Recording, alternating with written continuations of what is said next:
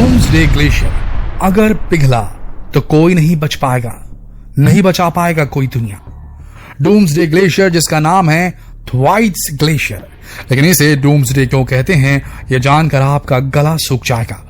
Doomsday यानी कयामत का दिन, और वैज्ञानिकों का मानना है कि जिस दिन ये ग्लेशियर ढह जाएगा उस दिन वाकई में कयामत आ जाएगी। और अब वैज्ञानिकों का कहना है कि डूम्सडे ग्लेशियर तेजी से अनएक्सपेक्टेडली पिघल रहा है। डूम्सडे ग्लेशियर खतरे में है और इसका मतलब है कि मानव जाति भी खतरे में है।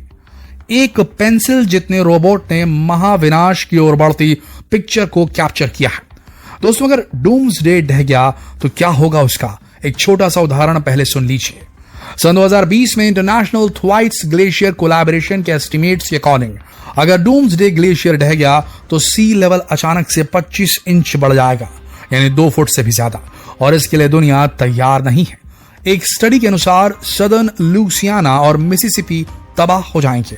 न्यूयॉर्क में मैनहट्टन केवल स्प्लैश होगा, लेकिन लो लाइंग एरियाज जैसे हडसन यार्ड्स में बाढ़ आ जाएगी। लॉस एंजलिस तक उस ग्लेशियर का प्रभाव पहुंच जाएगा और हजारों लोगों की मौत का कारण होगा डूम्सडे ग्लेशियर का पिघलना। और सिर्फ इन्हीं जगहों पर नहीं, पूरी दुनिया में जो कोस्टल कम्युनिटीज हैं उनका सर्वनाश हो जाएगा। वैज्ञानिकों ने बताया कि डूम्सडे ग्लेशियर वेस्ट अंटार्कटिका के चारों ओर जो आइस है उसके लिए एक नेचुरल डैम की तरह काम करता है। तो अगर ये कोलैप्स हो गया तो ग्लोबल सी लेवल्स के 10 फीट तक बढ़ जाने की संभावना है, जो आधी दुनिया को डुबो कर रख देगा। तो अब आप इतना तो समझ गए होंगे कि इसका नाम डूम्सडे ग्लेशियर क्यों है, क्योंकि जिस दिन ये कोलैप्स हुआ वो दिन कयामत का दिन होगा। चलिए आपको बताते हैं कि वैज्ञानिकों की नई खोज क्या चेतावनी दे रही है। क्या है ये डूम्सडे ग्लेशियर, कहां है, किस चीज ने इसे रोक कर रखा है, और वैज्ञानिकों के अनुसार ये कोलैप्स होने के कितने नजदीक है। पर उससे पहले अगर आपने हमारे चैनल को सब्सक्राइब नहीं किया तो यही सही समय है, अभी सब्सक्राइब कर लीजिए, बेल आइकन प्रेस कीजिए और ऑल सेलेक्ट कर लीजिए। दोस्तों, डूम्सडे ग्लेशियर यानी थ्वाइट्स ग्लेशियर लगभग फ्लोरिडा के साइज जितना एक ग्लेशियर है जो वेस्ट अंटार्कटिका में है। ये 74,000 वर्ग मील में फैला हुआ है। आपकी जानकारी के लिए बता दें कि अंटार्कटिका एक मानव रहित कॉन्टिनेंट है। यहाँ परमानेंटली कोई नहीं रहता। यहाँ बस वैज्ञानिक अपनी रिसर्च और एक्सपेरिमेंट के लिए आते हैं, क्योंकि इसका 98% हिस्सा लगभग 1.6 किलोमीटर मोटी बर्फ से ढका है। यह जगह इंसानों के बसने लायक नहीं है। इसी अंटार्कटिका के वेस्ट पार्ट में ये थ्वाइट्स ग्लेशियर है, जिसे एक बर्फ की चट्टान ने रोक कर रखा है।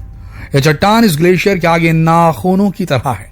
वैज्ञानिकों का कहना है कि जैसे आइस शेल्फ ने अपने नाखूनों से ग्लेशियर्स को जमीन के टुकड़े पर रोका हुआ है, यह बर्फ की चट्टान समुद्र की सतह को छूती है और समुद्र और ग्लेशियर के बीच एक ढाल का काम कर रही है।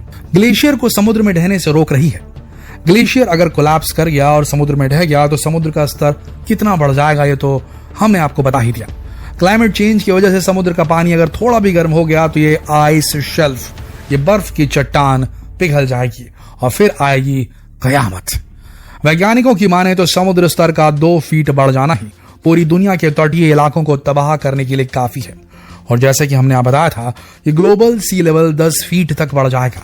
बुधवार को प्रकाशित हुई स्टडीज के अनुसार आइस शेल्फ कमजोर पड़ रही है। दोस्तों इसी हफ्ते बुधवार को जर्नल नेचर में 2 स्टडीज प्रकाशित हुई, जिसमें वैज्ञानिकों ने खुलासा किया कि बर्फ की चट्टान की नीचे वाली बर्फ पिघलने की रफ्तार तो पहले की तुलना में कम हो गई है, लेकिन इसकी गहरी दरारें और सीढ़ीनुमा संरचनाएं बहुत तेजी से पिघल रही हैं।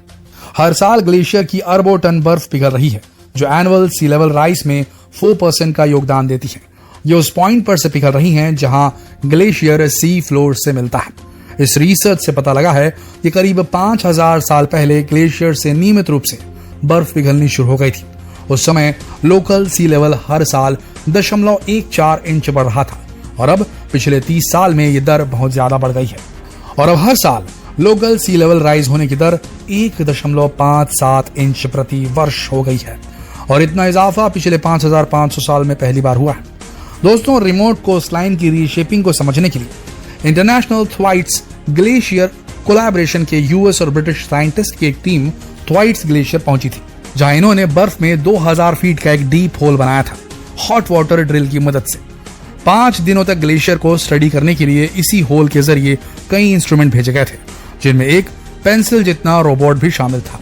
इस टॉर्पीडो लाइक रोबोट का नाम आइस फिन था। इस रोबोट की मदद से वैज्ञानिक ऐसी जगहों का भी सर्वे कर पाए थे जहां पहुंचना पहले इम्पॉसिबल था। इस रिमोटली ऑपरेटेड व्हीकल ने कई तस्वीरें भी ली और पानी के टेम्परेचर, उसकी सैलिनिटी यानी नमक कितना है उसमें, और ओशन करंट्स के बारे में इंफॉर्मेशन भी रिकॉर्ड की।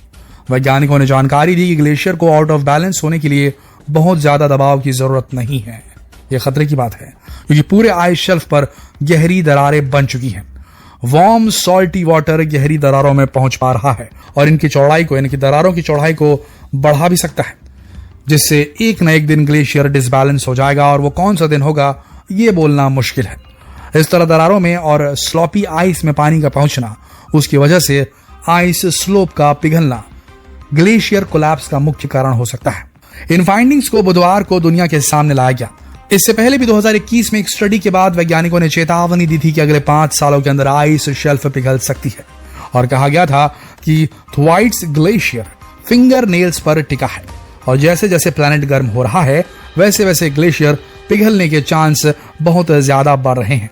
वैज्ञानिकों ने कहा है कि हमें पता था कि ग्लेशियर्स बदल रहे हैं और ये ओशन टेम्परेचर से रिलेटेड है। हमें पता था कि ग्लेशियर्स के नीचे की बर्फ पिघल रही है क्योंकि एटमॉस्फेयर गर्म हो रहा है। तो फिर रिसर्च ने क्या प्रोवाइड किया है?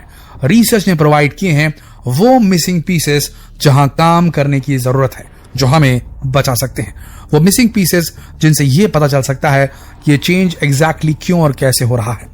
कार्नेगी मेलन यूनिवर्सिटी के एक ग्लेशियोलॉजिस्ट जो स्टडी में शामिल नहीं थे, उन्होंने भी बयान दिया है कि ग्लेशियर अगर ढह गया तो कहीं ना कहीं हर कोई उससे प्रभावित होगा। हम सभी उसके इंपैक्ट से गुजरेंगे, लेकिन अब वैज्ञानिकों के पास इसे ठीक करने के लिए क्या कोई रास्ता बचा है? अभी तक तो कोई खास रास्ता दिखाई नहीं दे रहा, लेकिन जल्द ही वैज्ञानिक इस ग्लेशियर के नीचे ड्रिलिंग के जरिए बर्फ जमा करेंगे। इस प्रोसेस में यह पता लगाया जा सकेगा कि पिघलती हुई इस बर्फ को रोका जा सकता है या नहीं। दोस्तों, आपको बता दें कि इस पूरी स्टडी को कंडक्ट करने के लिए जो ब्रिटिश और यूएस के 13 वैज्ञानिकों की टीम थी, उसने 2019 के अंत में और 2020 की शुरुआत में 6 हफ्ते अंटार्कटिका में बिताए थे और सैटेलाइट इमेजेस से भी बर्फ के व्यवहार का अध्ययन किया गया, जिससे पता चला कि इस सदी के आखिर तक 2/3 ग्लेशियर धरती से गायब हो जाएंगे।